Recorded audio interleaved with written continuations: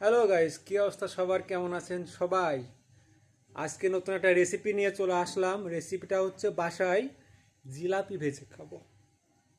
চলুন দেখে আসি আমাদের জিলাপি ভাজা।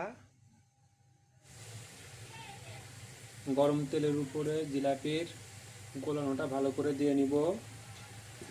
দিয়ে 2 থেকে আড়াই মিনিট সুন্দর করে কড়া করে ভেজে নিতে হবে।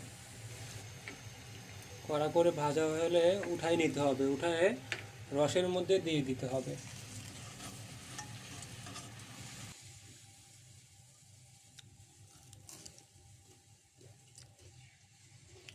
সেই স্বাদ, এত স্বাদ কা আমাকে সেই লাগতেছে।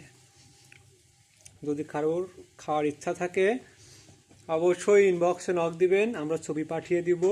ছবি দেখে ফিল নিয়ে নেবেন। টাটা।